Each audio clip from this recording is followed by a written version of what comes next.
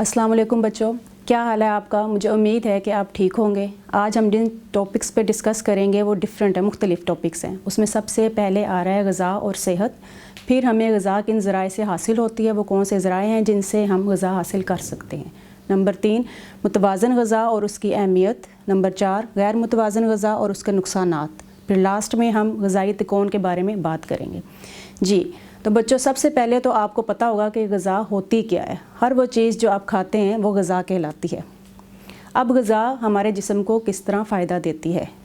Gaza हमारे जिस्म को तवानाई मुहैया करती है, हमारे जिस्म को सेहतमंद बनाती है और हमें इस काबिल बनाती है कि हम अपने रोज़मर्रा के काम सर अंजाम दे सकते हैं। इसकी मिसाल मैं आपको ऐसे दूँगी, जैसे एक कार होती है और वो पेट्रोल से चलती है। अगर उसमें पेट्रोल ना डाला जाए तो गाड़ी नहीं चल सकती है। बिल्कुल इसी तरह ग़ज़ा भी हमारे जिस्म में एक पेट्रोल का रोल अदा करती है कि ज़रूरी है हमें चलाने के लिए, हमारी हरकत और सकनात के लिए।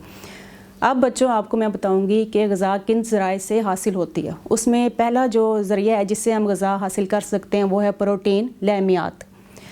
आप सबको ये पता होगा, या चलें मैं आपको आज बता देती हूँ कि हमारे जिस्म में ज़्यादा जो मसल्स हैं वो प्रोटीन से बने होते हैं। इसका मतलब है अगर वो प्रोटीन से बने हैं तो हमें ऐसी ग़ज़ाएँ खानी चाहिए जिनमें प्रोटीन ज़्यादा हो, ताकि वो हमारे मसल्स बढ़ सकें, ग्रो कर सकें, उनकी नशोनमा ज़्यादा बेहतर तरीके से हो सके। और मसल्स जब मज़बूत होते हैं तो आप थकते भी जल्दी नहीं हैं। जिन बच्चों के मसल्स वीक होते हैं वो प्रोटीन वाली ग़ज़ाएँ नहीं खा रहे होते, वो खेलते हैं और जल्दी थक जाते हैं, उनकी स्टडी भी मुतासिर होती है। लेकिन अगर आप प्रोटीन से भरपूर ग़ज़ाएँ लेंगे, लहमियात से भरपूर ग़ज़ाएँ, तो फिर आप थकेंगे नहीं और आप अपने सारे काम सही तरीके से सर अंजाम दे सकेंगे। अब मैं आपको बताऊँ कि ये किन ग़ज़ाओं में सबसे ज़्यादा पाई जाती है। ये जी मछली में, मुर्गी, अंडों में, गोश्त में और इस तरह दीगर जो है डेयरी मिल्क्स में ये चीज़ें ज़्यादा पाई जाती हैं।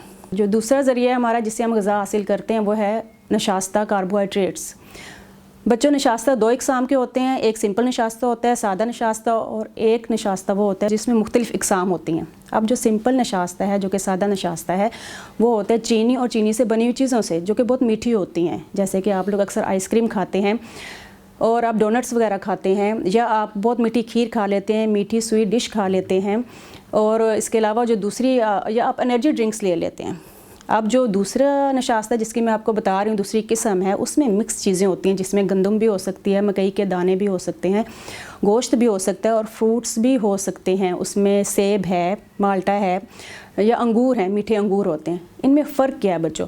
जो सादा नशास्ता है वो आपको बिल्कुल फ़ौरन एनर्जी देगा, तवानाई दे देगा आपके जिस्म को, लेकिन वो उतनी जल्दी ख़त्म भी हो जाएगी। और जो दूसरी टाइप का नशास्ता है वो आपके जिस्म में कैलोरीज़, हरारे जिसको कहते हैं, उनको बढ़ाता है और आप ज़्यादा देर तक आप तवाना रहते हैं। आपको मैं एक मिसाल देना चाहती हूँ। एक कहानी आपने सुनी होगी कछुआ और खरगोश की। आप सबको पता होगा कि हालांकि खरगोश बहुत तेज़ चलता है, दौड़ता है, लेकिन वो रेस हार गया और जो कछुआ है वो रेस जीत गया। क्योंकि आपको पता है कि कछुए ने रेस लगाने से पहले क्या खाया था? उसने खाया था जो मिक्स नशास्ता की कुछ ग़ज़ाएँ ले ली थी, जो कि उसके जिस्म में ज़्यादा देर तक रहीं और वो थका नहीं। खरगोश ने जो इंस्टेंट तवानाई, जो कि फ़ौरन उसको तवानाई दे रही थी, उसने चॉकलेट्स या कोई एनर्जी ड्रिंक्स इस टाइप की कोई चीज़ खाई जिसने उनको तवानाई दी और वो रेस में हिस्सा लिया। उसने दौड़ा, जल्दी थक गया और फिर सो गया। तो इससे आपको अंदाज़ा हो गया होगा कि कौन सी चीज़ हमारे लिए फ़ायदेमंद है, कौन सी नहीं है। अब नंबर 3 पे आ रहा है विटामिन्स और मादनियात। बच्चों, मादनियात और विटामिन्स, हयातीन, ये भी हमारी जिस्म के लिए बहुत ज़्यादा ज़रूरी हैं। इनके बगैर भी हम अपने काम सही तौर से सर अंजाम नहीं दे सकते हैं।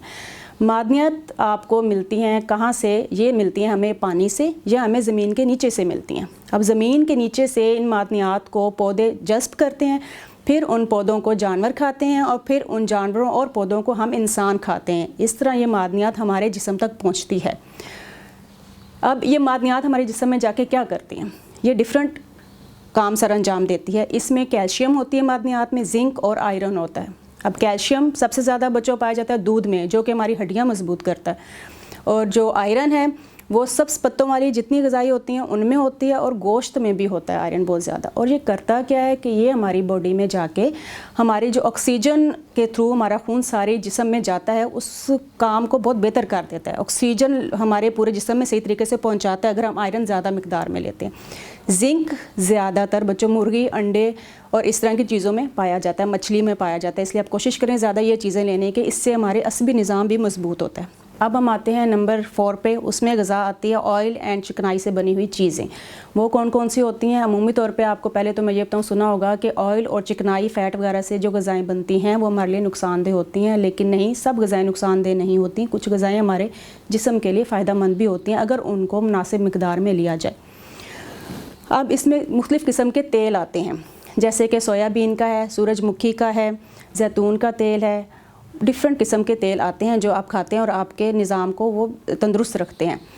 अब कुछ इसमें ऐसी ग़िज़ाएँ, अगर आप डोनट्स खाते हैं, आप बर्गर, मुरगन ग़िज़ाएँ खाते हैं, पिज़्ज़ा वगैरह खाते हैं, वो तो आपके लिए मुफीद नहीं है कि अगर आप डेली बेसिस पर ही खाना शुरू कर दें तो वो आपके लिए नुकसानदेह होती है। अब ये मैंने आपको ज़राए बता दिए, इनसे आप ग़िज़ा हासिल करते हैं। अब आपको खुद ही अंदाज़ा हो गया होगा कि इनमें से आपने मुतवाज़न और गैर मुतवाज़न ग़िज़ा को चुनना है कि वो कौन सी है ग़िज़ा जो मुतवाज़न और कौन सी है जो कि गैर मुतवाज़न है।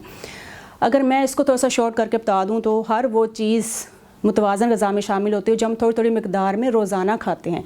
कोई भी ग़िज़ा आप उसी को जारी ना रख दें कि आपने डेली रोज़ाना वही खानी है, तो वही ग़िज़ा फिर गैर मुतवाज़न बन जाएगी। आप चावल खाएँ, गोश्त खाएँ, दूध पिएँ, लेकिन डेली मिक़दार में थोड़ा थोड़ा खाएँ। अगर आप डेली गोश्त खाना शुरू कर देंगे तो वो भी आपके लिए नुकसानदेह होती है। बहुत ज़्यादा दूध जो कि कैल्शियम देता है, आपको पता होना चाहिए इस चीज़ का कि कैल्शियम अगर जिस्म में कम है तब भी नुकसानदेह, जो कि दूध से पूरा हो जाता है। अगर वही कैल्शियम बढ़ जाता है तब भी वो नुकसानदेह। इसलिए हर चीज़ मुनासिब मिक़दार में आपने लेनी है। अब गैर मुतवाज़न ग़िज़ा वही जो मैंने आपको बताया है कि बहुत मीठी चीज़ें खाने से आपके दांत भी ख़राब हो सकते हैं, आपकी हेल्थ वैसे भी डैमेज हो सकती है, नुकसान हो सकता है, इसलिए आप अवॉइड करें। नॉर्मल लाइफ में आकर नॉर्मल तरीके से चीज़ों को खाना शुरू कर दें। अब इसके लिए एक ग़िज़ाई पैरामिड मैं आपको मुतारिफ़ करवाती हूँ कि एक तिकोन, ग़िज़ाई तिकोन होती है जिसके 3 पोर्शन बने होते हैं। सबसे लोअर पोर्शन जो कि सबसे बड़ा पोर्शन होता है, उसमें वो ग़िज़ा शामिल की जाती है जो कि हमारी सेहत के लिए बहुत ज़्यादा मुफीद है। उसमें आते हैं सीरियल्स, डिफरेंट सीरियल्स, अनाज, जिसमें गंदम, जौ, बाजरा, या जो आप बहुत शौक़ से मैक्रोनीज़ वगैरह खाते हैं, पास्ता, वो भी उसी में शामिल होता है। वो आप खाएं, रूटीन से खाएं तो भी कोई प्रॉब्लम नहीं है, क्योंकि रोटी आप देखिए हम डेली खाते हैं, हम दिन में 2-2, 3-3 बार खाते हैं, हमें उसका कोई नुकसान नहीं होता। फिर आप उसके अपर वाले पोर्शन में अगर चले जाएँ तो उसमें आ रहे हैं fruits and vegetables, different fruits, मीठे खट्टे जो भी होते हैं, और वेजिटेबल्स वगैरह आप वो भी खाएँ। और फ्रूट्स एंड वेजिटेबल के बाद जो ऊपर वाला पोर्शन है उसमें फिर आप देंगे डेयरी और मीट्स, दूध और दूध से बनी चीज़ें और गोश्त, ये भी आप मुनासिब मिक़दार में लें। सबसे उसके ऊपर जो ट्रायंगल तिकोन के ऊपर एक छोटा पोर्शन है, उसमें सबसे जो कम मिक़दार में चीज़ रखी गई है वो है स्वीट्स, हर किस्म की स्वीट्स, चॉकलेट्स, आइसक्रीम, इनको आप कम कर दें, बहुत कम, जब आपका दिल करे तब भी थोड़ी मिक़दार में लें ताकि आपके दांत भी ठीक रहें और आपकी सेहत भी ठीक रहे।